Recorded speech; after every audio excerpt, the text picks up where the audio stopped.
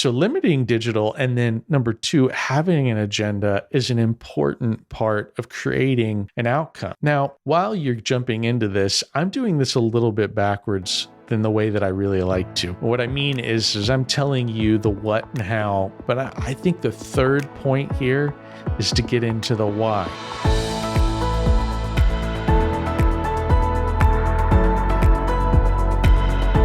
Welcome to the Leveraging Success Podcast. I'm your host, Jeff Gerhardt.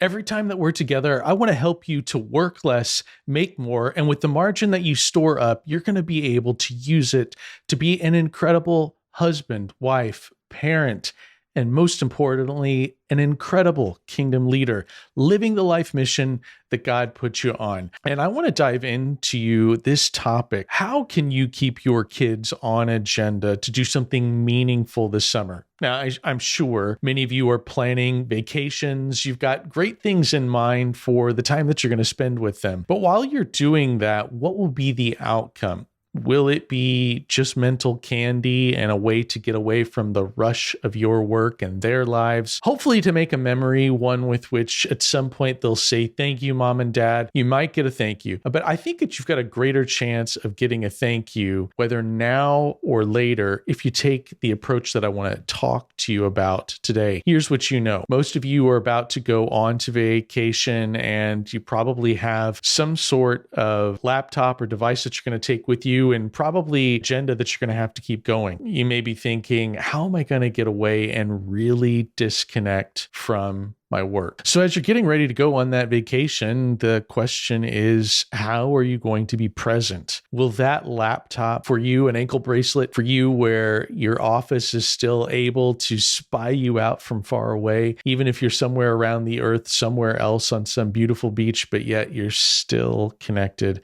back to your work? I want to give you some thoughts on this because the digital distraction and our ability to be present is going to prevent us from making the deposit that we're hoping for with vacations. You see, for our kids, what they're dealing with is all sorts of information pouring out onto them. You know, what we can't see every day is all of the digital goo that's being sprayed all over the place constantly from these devices. And if we have no filter or no way to protect our children, they're certainly getting covered in all of that. But for you and me, we are playing for the 35-year-old version of our kids or our grandkids, because at that point, they'll be at the height of their career strength, physical, and possibly mental strength. And as they crest there, you want them to be hanging on to their faith, moving on purpose for Christ, and to know what they were made for and who they are. But to get to that point, they can't have a bunch of damage. And the world is wanting to insert all that damage. In fact, the news for today is based off a Wall Street Journal article that I want to bring to your attention. Here in the Wall Street Journal, an article titled, "A Teacher Did All He Could to Keep Kids Off Phones. He's Quitting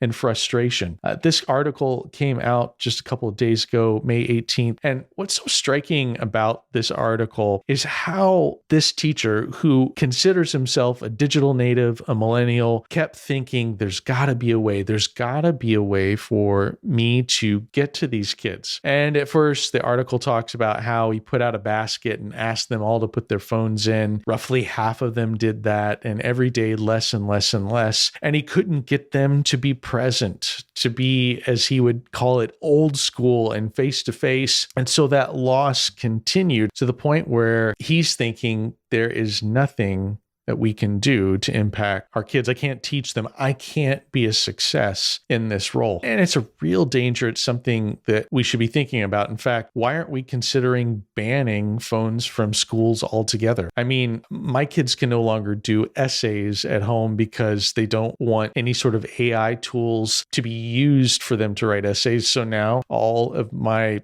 son's essays are written in class. They can't do them on the outside. So while we're continuing to adjust to the rapidly changing world, we can see the impact of these devices. And many of us are getting to the point where we're thinking, should I just get rid of them altogether? Should I completely segregate my life into portions of time where I go to a physical space like an office or part of a home or another room where I can be interactive with digital, and then the rest of this space takes the digital out. I mean, digital is everywhere and all the time. So what are we going to do about that? I think that we can make conscious choices towards this. And as leaders who are working to have eternal impact, one of my callings is to be faithful to my family. Now, if you're going to be faithful to your family, you're going to be a leader in your family. And leadership moves at the speed of disappointment. So how fast can I disappoint to get you to go where you need to go? Well, that is something that we as leaders are working to stimulate out of our people that we're leading. But when it comes to our family, we cannot expect that we will not be disappointed, that we're going to be in a friend mode with our children. So with that, and this includes grandchildren, let me just stop for a second and say that, because many of us hope to be grandchildren someday, hope to be grandparents someday, not grandchildren. I'm already a grandchild. I hope to be a grandfather someday. Those of you who are already there, I know how many of you think. My parents, who were grandparents to my kids and my in-laws, the mindset was, I'm going to spoil them rotten and return them back to you to undo all the things that I just did by loading them with candy and saying yes to everything that they could ever want. But we're thinking about here as grandparents also has to be a part of a team nurture and admonition process. And why are we doing that? Because we want to stimulate them in a way with which that they're going to be encouraged and supported while guardrailed from things that are going to hurt them. Listen, I'm looking here at you, or I'm speaking directly to you. Your children will thank you when they're adults. They may not thank you now, but they will thank you in the future. And if the earliest that thanks comes is in eternity, better that than to leave them to be fools. And these digital devices want them to be that. They're programmed to get into their mind and stimulate their direct connection without any removal. Okay, I think I've said enough about that to set up what I want you to think about. Because in today's podcast, what we're going after is how to create a summer agenda that's going to be impactful to your children, something that will last forever. So here's some thoughts that I want you to take on as you get after your summer. Number one, I want you to think about limiting digital. Now, I said that already.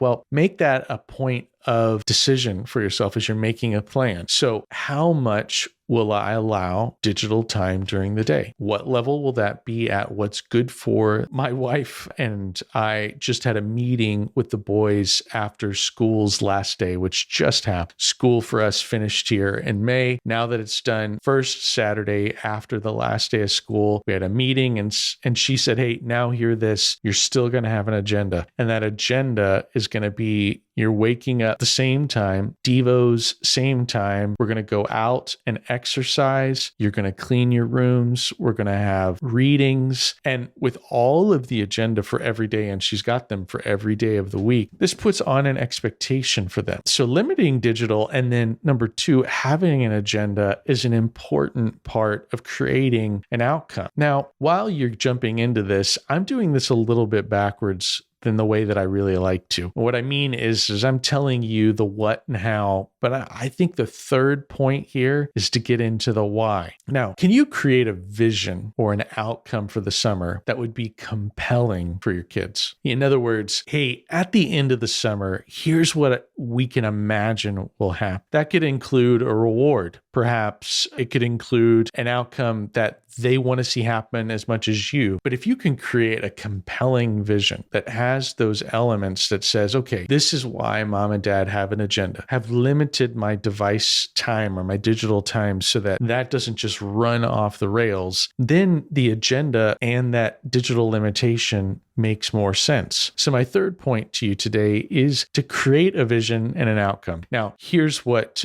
we're doing. Zach is about to be a senior this fall. And so what I told him, one of the outcomes was, Zach, you know how important your senior year is and how you need to accelerate through this year to continue your education like you're dreaming of doing. So keeping your mind right and keeping that process tight is going to help you to come out on the other side strong. I mean, look, I remember my summers. When I was growing up, my summers were both of my parents were working, and it was MTV, Top Gun. We would break piggy banks and scrape together as much change as we could so we could order pizza. And then eventually we'd get into mischief. Like I would pour gasoline about a quarter of an inch, thick on the ground of our garage floor and then light it and watch the blue flames bouncing up and down.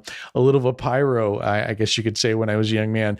But look, it's no different than digital, right? Is that if I'm left to myself, no one's there to watch me, then I'm going to find mischief and other things that'll just keep me stimulated. I mean, the dopamine that's hitting us and our children, the comparison issues that start to happen in the digital world, it just calls to them. So limit that, have an agenda, create a vision for an outcome that could be compelling and exciting. And then how about get a best day in? In session 4 of the master's program, one of our tools for you is to say, do a best day. Now, a best day is not dragging your kid along with you on an errand. Best day is to say, hey, if we were to spend 24 hours together doing something that you would love to do, what would that be? Now, I've gotten a couple of best days in already here in May with both of my son-in-laws. Last week, I was with Steven at some Dodgers games because he's a Dodgers fan, and we got great time together going deeper, getting to know each other more. And a few weeks before that, it was Logan and I at a Dallas guitar show that was awesome, and he loves guitars and he's a musician, and it was a great time to be together. I've got another best day with my sons coming up, both of them, and my daughters won't be far behind. The summertime is a great time to get these things done. The busyness of the rest of the year often lead to complications in schedules, but somehow in this 3 months, it's our opportunity to get these things done and to make those deposits. Look, what we're doing with our grandchildren and our children is constantly making deposits. Those deposits are memories, and those memories are the breadcrumb trail back to the fact that mom and dad love me, and mom and dad serve a God that I have seen. And because I have seen my God, I believe in this God, and that there is something here that's compelling that I don't want to leave. Summer is an amazing time to continue on your agenda, not just loosening the belt and saying anything goes, but to keep on that path to make deposits while you're having amazing memories, keeping the additive opportunities of things like reading and exercise going so that the outcomes are eternal. Listen, your callings are 4 things. Your calling in your life is to be converted, to know Jesus Christ, to be transformed, to be in his likeness, called to be faithful. Now, our families are a part of that faithfulness. Inside of being faithful to that family, I can be fruitful if I am wise with the way that I act. We just had Mother's Day a few weeks ago. It was pretty amazing. We were with most of our family, and what we like to do is something called Chair of Honor, where we express what we love most about one person. And of course, this day being Mother's Day, Heather was front and center for Chair of Honor. And one thing that my daughter Amanda said to Heather it struck me. We were going around the table, and when it got to Amanda, she said, what impresses me most is that you've continued to improve all your life. You never gave, and so many people get into their adult life and just give up. But Mom, you've never given up. You continue to get better. And it's true. Heather does keep on that path of getting better. And that's what I want for you. That's what you should be after. We're working less, making more, and getting margin. That margin isn't aimed towards leisure or doing nothing. Although fun is a part of the game and enjoyment, definitely an allocation of that margin, but more of that margin poured in to build our children to be making deposits of love, and God's faithfulness will ultimately lead to fruitfulness in their lives. And they are the laboratory for all of the kingdom leadership that we want to be able to do. Hey, I love being with you. Every time that we get together, it's another opportunity for us to explore what are the elements of being great kingdom leaders. I'm so grateful that you would join me and spend time in another episode of Leveraging Success. I'd love to continue this journey with you. So please follow the podcast and subscribe on YouTube. Hit the bell and you'll get notified every time I release an episode. Hey, I also love hearing your feedback. So please make sure to leave me a review. If you can also email me, Jeff@leveragingsuccesspodcast.com. Tell me what you think of this. Give me your ideas. Ask me questions. I'd love to bring some of that content and thought straight onto this. I'd love to address it live. And also, every time we do this, I give you this offer where any one of our listeners can go into the show notes and find a link to a 7-part e-course called Life Mastery. You'll be getting an email from me every day that'll instruct you on the elements of getting better and mastering life to have a fruitful life. And if you want to go further, you can watch the webinar that I've included in these notes. Man, I'm so glad that you're here, working less and making more, and taking the gain to be incredible and having an impactful life that will matter forever. I'm your host, Jeff Gerhardt. Until next time, God bless you.